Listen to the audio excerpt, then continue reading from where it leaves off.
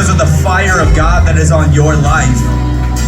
We're going to see revival. But the thing with Nash and Finney was, it's Daniel Nash and Charles Finney. Charles Finney was an itinerant preacher who went around the globe and did all these revivals and everything. Rochester, New York had over 100,000 people get saved through a revival.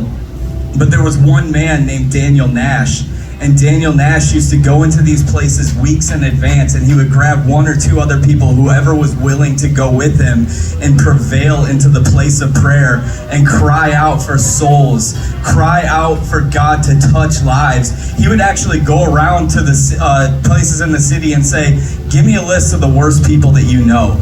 And he would put them on a list, and they would go into prayer, and they would start calling them out one by one, so that when people would come into these meetings, all the people in the city would be like, oh no, they're here. They're about to disrupt it. Things are about to get like out of control. We got to stop them.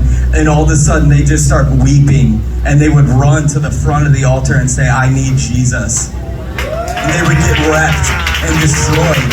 And that's what's on this house right now. And you are a part of it. When you go into the place of prayer, that's on you.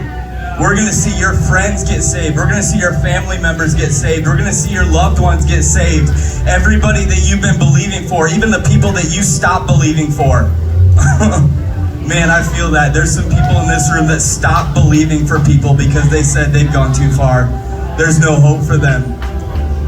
And you're going to see them come to God. You're going to see them come to the Father. And every chain that they have had wrapped around their neck for years and years is about to shatter under the presence of the Lord. Daniel Nash was such a man of prayer that when he died, Charles Finney said, I can't do this ministry without the prayers of Daniel Nash. And he stopped his itinerant ministry, and he just sat at a local church and fulfilled the rest of his calling there. But he said, I can't travel without the prayers of this man. But where they lost it was they didn't raise up sons. And you're raising up sons to carry this. When you die, V1 Church will keep going. Because it's kingdom. And there are going to be a group of people, there are going to be multitudes who get into the place of prayer, and they say, you know what, I don't care if I haven't eaten in 2 days, I don't even feel it anymore. I don't care if I look like an idiot while I'm crying and going in for people, because God is moving on their behalf. He moved on my behalf, He can move on your behalf. He can move on your friends and family's behalf. Oh, this is so powerful. This is so powerful. I want you guys to make a commitment. We're doing, you talked about Nash and Finney, talked about raising up spiritual sons. We're doing the V1 Church Conference. And I need you to understand, this is not just a conference. Matter of fact, I was telling our pastors, I was like, I'm almost discouraged at how few people even signed up for it. But I think it's because many of you are first generation Christians. I talk to people all the time who are like, this is the first church I've ever attended. So I want to help you understand what we're doing. It's not about bringing famous people to New York to talk on a microphone. It's about saying that New York will be saved. But sometimes you've got to literally cause like so much motion that you disrupt everything around you. And I told our team to say this, and I want to make this clear. If you can't afford a ticket, I will personally buy the ticket.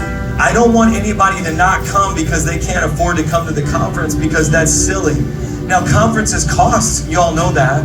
And here on Long Island, they cost 7 times more than they do anywhere else. But don't let finances be a barrier. Let's fill that place, because here's what's going to happen. I'm bringing in people like Jenny Weaver. I'm bringing in people like, the names that you saw for impartation.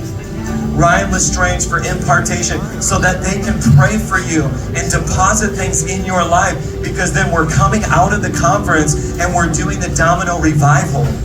And I want you to understand what the Domino Revival is: me obeying the voice of the Lord for a global movement, an awakening, where we say, God, let's cancel all of our other plans.